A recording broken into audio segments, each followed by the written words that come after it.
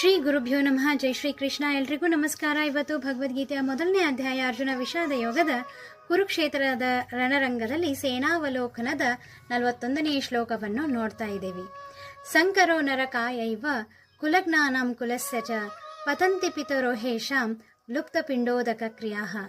ಸಂಕರೋ ನರಕಾಯೈವ ಅಂದರೆ ಇಲ್ಲಿ ಅನಪೇಕ್ಷಿತವಾದಂತಹ ಮಕ್ಕಳು, ಅಂದರೆ ಸಮಾಜಕ್ಕೆ ಬೇಡವಾದಂತಹ ಮಕ್ಕಳು ತಮ್ಮ ಜೀವನವನ್ನು ನರಕ ಸದೃಶವನ್ನಾಗಿ ಮಾಡ್ತಾರೆ.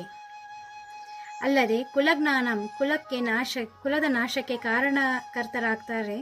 ಅಲ್ಲದೆ ವಂಶವನ್ನು ಕೂಡ ಇವರು ನಶಿಸಿ ಹೋಗುವಂತೆ ಮಾಡುತ್ತಾರೆ.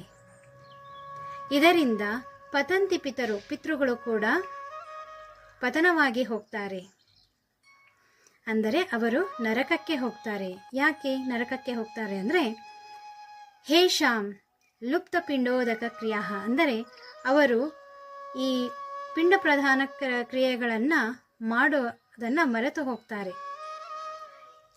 ಈ ಸಮಾಜಘಾತಕವಾದಂತಹ ಮಕ್ಕಳು, ಸಂಸ್ಕಾರವನ್ನು ಮರೆತಂತಹ ಮಕ್ಕಳು ಕುಲದ ನಾಶಕ್ಕೆ ಕಾರಣಕರ್ತರಾಗುವುದಲ್ಲದೆ ವಂಶದ ನಾಶಕ್ಕೂ ಕಾರಣಕರ್ತರಾಗ್ತಾರೆ. ಏಕೆಂದರೆ ಅವರು ತಮ್ಮ ಸಂಸ್ಕಾರಗಳನ್ನು, ಆಚಾರ ವಿಚಾರಗಳನ್ನು ಮರೆತಂತಹ ಮಕ್ಕಳು ತಮ್ಮ ಹಿರಿಯರಿಗೆ, ಅಂದರೆ ತಮ್ಮ ಪಿತೃಗಳಿಗೆ, ಪೂರ್ವಜರಿಗೆ ಪಿಂಡ ಪ್ರಧಾನ ಕ್ರಿಯೆಯನ್ನು ಮಾಡೋದನ್ನು ಮರೆತು ಹೋಗ್ತಾರೆ.